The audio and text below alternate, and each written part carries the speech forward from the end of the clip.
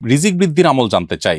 রিজিক বৃদ্ধি বা রিজিকের মধ্যে যেন আল্লাহ তাআলা বরকত দান করেন, সেজন্য অনেকগুলো আমল আমরা করতে পারি। এর মধ্যে একটা হলো ঈমান এবং নেক আমল। আল্লাহ তাআলা বলেছেন, ওয়ালাউ আন্না আহলাল কুরা আমানু ওয়াত্তাকাউ লাফাতাহনা আলাইহিম বারাকাতিম মিনাস সামা, যদি কোনো জনপদের লোকেরা ঈমান আনে, তাকওয়া অবলম্বন করে, আল্লাহ তাআলা বলেছেন আসমান থেকেই বরকতের দুয়ার উন্মোচন করবেন। অতএব ঈমান এবং তাকওয়ার চর্চা করা, এটা হলো আমাদের রিজিক বৃদ্ধি এবং রিজিকের বরকতের একটি অন্যতম কারণ। দ্বিতীয়ত হলো ইস্তেগফার করা।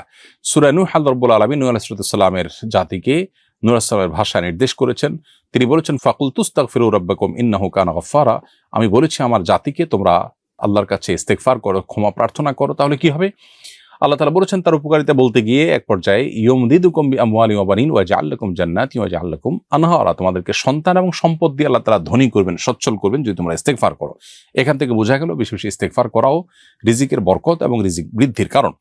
তৃতীয়ত আত্মীয়তার সম্পর্ক রক্ষা করা। সহিহ বুখারীর একটি হাদিস রয়েছে, নবী সাল্লাল্লাহু আলাইহি ওয়াসাল্লাম বলেছেন, মান সাররাহু আন ইউবসাতা লাহু ফি রিজকিহি আও ইউনসা লাহু ফি আথারিহি ফালিয়াসিল রাহিমা, যদি কেউ চায় তার রিজিকে বরকত দেওয়া হোক, তার হায়াত বৃদ্ধি করা হোক, তাহলে সে যেন আত্মীয়তার বন্ধনগুলোকে সবসময় ভালো রাখে, আত্মীয়দের সাথে সুসম্পর্ক বজায় রাখার চেষ্টা করে এবং তাদের সাথে কানেক্টেড থাকে।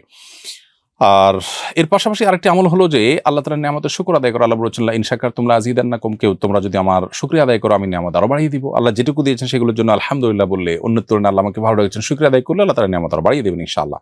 এরপরে সাদাকার মাধ্যমেও কিন্তু রিজিক বারাকা লাভ হয়। এবং নামাজের পর আল্লাহ তাআলা বলেছেন আমরা যেন মসজিদ থেকে বের হয়ে আল্লাহ তাআলার করুণা তালাশ করি, এবং নামাজ থেকে বের হয়ে মসজিদ থেকে যখন আমরা বের হব তখন আল্লাহুম্মা ইন্নী আসআলুকা মিন ফাদলিকা দোয়া পড়ার শিক্ষা নবীজি দিয়েছেন। এখানে ফজল অর্থাৎ করুণার চাইতে বলা হয়েছে, অর্থাৎ রিজিক চাইতে বলা হয়েছে। আপনি যখন মসজিদ থেকে বের হওয়ার সময় রিজিক চেয়ে আল্লাহর কাছে বের হবেন এবং আপনার পেশায় আপনি সিরিয়াস হবেন, আন্তরিকতার সাথে কাজ করবেন, আপনার জীবনে বরকত আসবে। সকালবেলা কাজ শুরু করলেও জীবনে বরকত নেমে আসে। নবী সাল্লাল্লাহু আলাইহি ওয়াসাল্লাম বলেছেন, আল্লাহুম্মা বারিক লি উম্মতি ফি বুকুরিহা, আল্লাহ আমার উম্মতের জন্য সকালের সময়টাতে বরকত দান করুন। এজন্য বরকত লাভের যত মাধ্যম আছে সেগুলো আমরা অবলম্বন করব। বিসমিল্লাহ বলে কোনো কাজ করলে সেখানে আল্লাহ তাআলা বারাকা দিয়ে থাকেন। অতএব রিজিকের বৃদ্ধি বা রিজিকের বরকতের জন্য এই আমলগুলো আমরা করতে পারি কোরআন এবং হাদিসের আলোকে।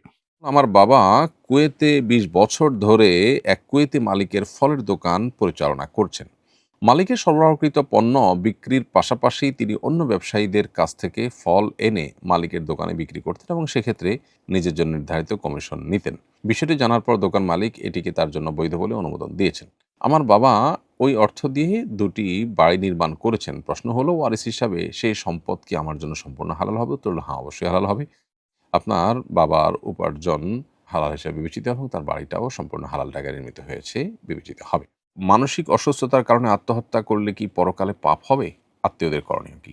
কেউ মানসিকভাবে অসুস্থ, ভারসাম্যহীন, তো তিনি তো অসুস্থ, যার কারণে যদি তার বুদ্ধি ইত্যাদি লোপ পাওয়ার কারণে ভালো মন্দ বিচার বিশ্লেষণ করবার ক্ষমতা না থাকে, হারিয়ে যায়, এরকম ব্যক্তি আত্মহত্যা করলে তার কোনো গুনাহ হবে না। কারণ লা ইউকাল্লিফুল্লাহু নাফসান ইল্লা উসআহা, মানুষের সাধ্যের বাইরে কোনো বিধান আল্লাহ তাআলা চাপিয়ে দেন না কারোর উপরে। তাছাড়া এরকম অসুস্থ মস্তিষ্কের মানুষ যারা, তাদের উপর থেকে কলম তুলে নেওয়া হয়, অর্থাৎ তাদের কোনো অপরাধ লেখা হয় না। তবে আত্মীয়স্বজন যারা আছে তাদের কর্তব্য তিনি যেন এরকম কোনো ভুল কাজ না করেন, সেজন্য যথাযথ দায়িত্ব পালন করা। তারা যদি সেটুকু করে থাকেন তারপর তিনি আত্মহত্যা করে ফেলেন, তাহলে সেক্ষেত্রে আত্মীয়দেরও কোনো গুনাহ হবে না। মূলত আত্মীয়রা তারা দায়িত্বটা কতটা পালন করলে সেটা হলো গুরুত্বপূর্ণ বিষয়। আমার হবু বর বলেছে, তোমার যদি অমুকের সাথে সম্পর্ক থেকে থাকে তাহলে তুমি তালাক। ওই ব্যক্তির সাথে আমার কিছুদিন ফোনে কথা হয়েছে। এখন হবু স্বামীর এই কথার কারণে কি বিয়ের পর তালাক পতিত হবে? উত্তর হলো যে বিয়ের আগে তো তালাক হয় না।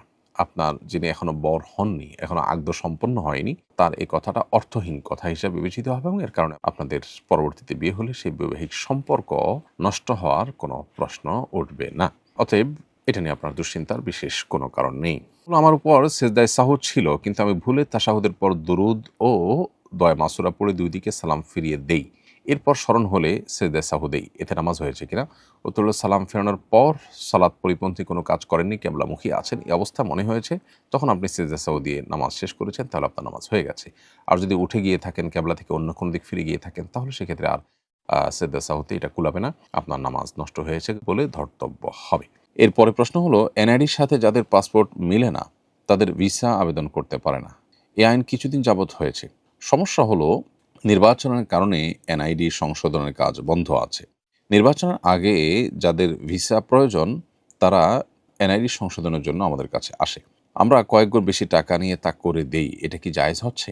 প্রিয় দর্শক, প্রথম কথা হলো যে সরকারের তরফ থেকে যেটা নিষিদ্ধ সেটা করা অবশ্যই অন্যায় হবে, বিশেষ করে যে নিষেধাজ্ঞা মানুষের কল্যাণার্থে সরকার নির্ধারণ করে থাকে। এই নির্বাচনের এই সময়টাতে এই রাস্তা ওপেন রাখলে নানাবিধ ক্ষতির আশঙ্কা আছে, সেই জায়গা থেকেই নিষিদ্ধ ঘোষণা করা। অতএব সেই নিষেধাজ্ঞা অমান্য করাটা অন্যায়। আর এর জন্য আপনি যদি সরকারি চাকরি হন তাহলে সেক্ষেত্রে টাকা নেওয়াটাই তো আপনার জন্য অন্যায়। আর যদি আপনি সরকারি চাকরি না হন, আপনি বাইরে থেকে কেউ কাজ করে থাকেন, তাহলে তো আপনি সার্ভিস ফি নিতে পারেন, প্রসেস করার যে ফি সেটা আপনি নিতে পারেন। কিন্তু নিষিদ্ধ বিষয়টা আপনি কিভাবে করেন? নিশ্চয়ই আপনি সেখানে কোনো অন্যায় পথ ধরে থাকেন, যেটা ইটসেলফ আরেকটা অন্যায়। অথবা এই সময়গুলোতে যাদের অসুবিধা হচ্ছে তাদের জন্য সরকারের কাছে আবেদন করে, জোর দাবি করে, বিভিন্নভাবে তাদের জন্য আলাদা কোনো পথ উন্মোচন করা যায় কিনা সে বিষয়ে বের করা যেতে পারে। কিন্তু আপনি কোনো অন্যায় সহযোগী হতে পারেন না এবং কোনো ঘুষ গ্রহণ করে বা অন্যায়ভাবে টাকা পয়সা নিয়ে কিছু করতে পারেন না। হ্যাঁ, যদি এমন হয় যে লোকটা মাজলুম এবং তার প্রতি জুলুম হচ্ছে, এদিকে আপনি সরকারি কোনো চাকরি নন, বাইরে থেকে আপনি প্রসেস করে দেন বা আপনার ফাইলপত্র রেডি করে দেওয়া যেগুলো উনি বোঝেন না সে কাজগুলো করে দেন, এগুলোর বিনিময়ে আপনি নিতে পারেন, সেটা মৌলিকভাবে কোনো জায়েজ বিষয় নয়। খেজুর রসের হাঁড়িতে অনেক সময় বাদুড় সহ বিভিন্ন পাখি মুখ দেয়, এতে খেজুরের রস নাপাক হয়ে যায় কিনা? উত্তর হলো না, খেজুরের রস নাপাক হবে না। কারণ প্রথমত এ থেকে রসের হাঁড়িকে রক্ষা করা খুবই কঠিন। দ্বিতীয়ত ফোকাহে কেরামের মতে বাদুড়ের পেশাব পায়খানা পানিতে পড়লেও সেটা নাপাক বলে গণ্য হবে না। এটার অন্যতম কারণ হলো যে এর থেকে বাঁচা আসলে সম্ভব না বা কঠিন, পরিপূর্ণ মানুষের নিয়ন্ত্রণেও না। ফাতুল কাদিরে বিখ্যাত হানাফি ফকিহ ইবনুল হুমাম রাহিমাহুল্লাহ তিনি লিখেছেন, ওয়াবালুল খুফাশ ওয়া খরওয়াতুহু লা ইফসিদু লিতাআজ্জুল ইহতিরাজ মিনহু, অর্থাৎ বাদুড়ের পেশাব পায়খানা এগুলো কোনো খাবারে বা কোনো কিছুতে পড়লে সেটাকে নাপাক করবে না, কারণ এটা থেকে বেঁচে থাকা পরিপূর্ণভাবে সম্ভব না।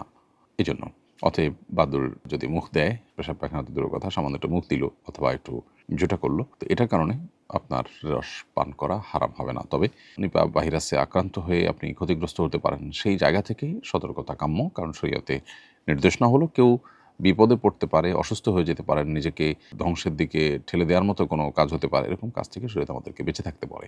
আল্লাহ বলেছেন, ওয়ালা তুলকু বিয়াইদিকুম ইলা তাহলুকা, তোমাদের নিজেদেরকে তোমরা ধ্বংসের দিকে ঠেলে দিও না। অতএব সেই জায়গা থেকে আপনার এখানে সর্বোচ্চ সতর্ক থাকার চেষ্টা করা কর্তব্য। আমি আমার বন্ধুর রেফারে ভার্সিটিতে ভর্তি হই। ভর্তির ক্ষেত্রে কেউ রেফার করলে কর্তৃপক্ষ রেফারকারীকে 5,000 টাকা দেয়। আমার ভর্তি করানোর কারণে আমার বন্ধু 5,000 টাকা পাবে। আমি কি পরবর্তীতে তার কাছ থেকে সেই টাকাটা দাবি করতে পারবো? উত্তর হলো, রেফার করা দ্বারা যদি শুধু সুপারিশ উদ্দেশ্য হয় তাহলে এটার জন্য বিনিময় গ্রহণ করা জায়েজ নয়, যে শুধু দেখা দিলাম শুধু এইটুকু। এটা সুপারিশ টাইপের যদি হয় তাহলে সেক্ষেত্রে এটা বিনিময় গ্রহণ করা জায়েজ নয়। কারণ এই বিষয়ে আবু উমামা আল বাহির রাদিয়াল্লাহু তাআলা থেকে একটা হাদিস বর্ণিত হয়েছে। আবু দাউদ নবী করিম সাল্লাল্লাহু আলাইহি ওয়াসাল্লাম ইরশাদ করেছেন, মান শাফা আলি আখিহি বিশাফাআতিন ফাউহদিয়া লাহু হাদিয়া, যে ব্যক্তি কোনো কারোর জন্য সুপারিশ করলো কোথাও এবং এর বিনিময়ে সে যদি হাদিয়া পায়, তাহলে সে হাদিয়া সে যদি গ্রহণ করে তাহলে সে এবার একটা দুয়ারকে ওপেন করলো। এখানে নবী সাল্লাল্লাহু আলাইহি ওয়াসাল্লাম পরিষ্কারভাবে নিষেধ করেছেন সুপারিশ করে তার বিনিময়ে গ্রহণ করার বিষয়টিকে।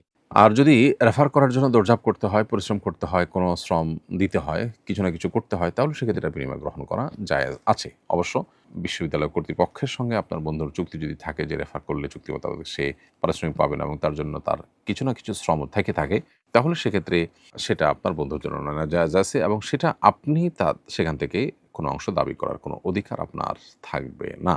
অবশ্য আরেকটা জিনিস খেয়াল করতে হবে এখানে, যে কোনো প্রকার প্রতারণা যেন না হয়। অর্থাৎ যে প্রতিষ্ঠানে রেফার করছি, আমি 5,000 টাকা পাবো দেখে একজনকে রেফার করলাম, আর সেটা তার জন্য যদি অকল্যাণকর হয় তাও তাকে রেফার করলাম, এটা হলে তার হক নষ্ট হবে। তো আমি এআইকে ইসলাম নিয়ে কিছু প্রশ্ন করলে সেই ইসলামের কিছু বিষয়কে অবৈজ্ঞানিক বলে মন্তব্য করেছে, আমি তার কথা বিশ্বাস করিনি। এতে কি আমার ইমানের কোনো সমস্যা হয়েছে? না, ইমানের সমস্যা হয়নি, কারণ আপনি তার কথা শুনেছেন, শুধুমাত্র বিশ্বাস করেননি। সো এটা আপনার ইমানের জন্য ক্ষতির কারণ হবে না। তবে আপনার ইমানের বিষয়ে আপনাকে খুব বেশি সতর্ক হতে হবে। এমন কোনো জায়গায় প্রশ্ন করলেন যেখান থেকে আপনি আসলে বিভ্রান্তিতে পড়ার আশঙ্কা আছে, তাহলে সেটা আপনার করা উচিত হবে না।